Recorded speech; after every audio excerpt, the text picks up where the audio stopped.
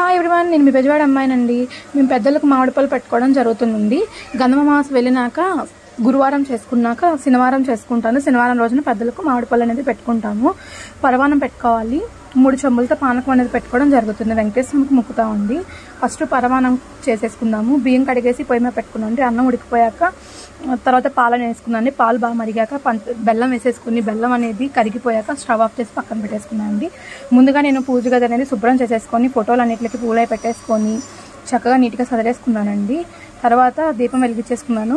నేను ముందుగా తాంబూలకి ఏమేమి కావాలో అన్నీ సిద్ధం చేసుకున్నానండి. జాకెట్ ముక్కలు, పళ్ళు, గాజులు, పసుపు, కుంకుమ, ఆకు, ఒక్క ఇవన్నీ సిద్ధం చేసేసుకున్నా. నేను పెద్దలకి అంటే మా నాన్నమ్మ గారికి, మా ఆయన వాళ్ళ నాన్నమ్మ గారికి చీర అనేది పెట్టుకుంటామండి. ఆ చీర కూడా కొనేసి తెచ్చేసుకున్నాను ముందు రోజే.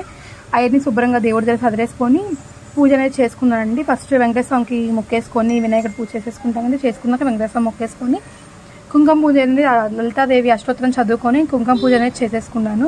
చేసుకున్నాక అగరత్తులు వెలిగించుకొని ఇంకా పెట్టిన తాంబూలాలు అవన్నీ దేవుడికి చూపించామండి. తర్వాత కొబ్బరికాయ కొట్టేసి ధూపం అనేది దేవుడికి వేసేసి హారతి అనేది ఇచ్చేసుకున్నానండి. హారతి ఇచ్చుకున్న లోపే మేము పిలిచిన నా పేరెంట్ వాళ్ళు వచ్చారు.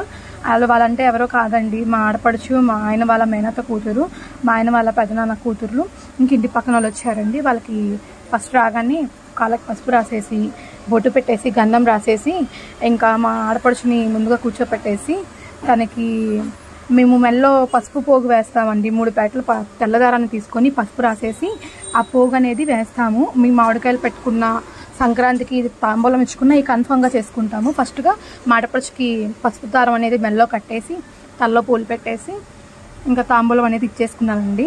మాడపడుచు తాంబూలం ఇస్తుంటే చాలా ఆడపట్టించింది. ఎవరు ఒక్కొక్కరికి ఒక్కొక్క పేరు మీద ఒక్కొక్కరికి తాంబూలం ఇస్తామండి. మాడపడుచుకి మా ఆయన వాళ్ళ నానమ్మ పేరు మీద ఇచ్చాము. సో ఆమెకు ఆ పేరు చెప్పి ఆమెకి ఇచ్చేసాను. మా అత్తయ్య వచ్చి పేరు చెప్తున్నారు, నేను మర్చిపోయానేమో అనుకొని. తర్వాత మా ఆయన వాళ్ళ మేనత్త కూతురు వచ్చారు. సేమ్ ప్రాసెస్ అలానే జరిగింది. చాలా అంటే చాలా బాగా జరిగిందండి. వాళ్ళు వచ్చేదాకా ఫాస్టింగ్ ఉండాలన్నమాట, ఏం తినకూడదు. వాళ్ళు వచ్చి తాంబూలం తీసుకెళ్ళాక ఏమైనా తినాలి. నేను ఫాస్టింగ్ ఉన్నాను. వాళ్ళ వచ్చి తాంబూలం తీసుకొని వెళ్ళారు వీళ్ళిద్దరు. తర్వాత మా ఆయన వాళ్ళ పెద్దనాన్న కూతురు వచ్చింది. తను నాకు అన్నయ్య భార్య అవుతుందండి. పెద్దమ్మ కోడలు కూడా అవుతుంది. సో వీళ్ళు వచ్చారు. వీళ్ళకి సేమ్ ప్రాసెస్, అదే ప్రాసెస్గా నేను తాంబూలం ఇచ్చేసుకున్నాను. లాస్ట్లో వచ్చారండి ఆంటీ గారు, ఇంటి పక్కన ఆంటీ గారు. చాలా లేట్ అయిపోయింది ఆంటీ వచ్చేసరికి. లాస్ట్లో వచ్చారు. ఆంటీకి కూడా తాంబూలం ఇచ్చేసి నేను చక్కగా ఆంటీ వెళ్ళిపోయాక టిఫిన్ అనేది చేశానండి.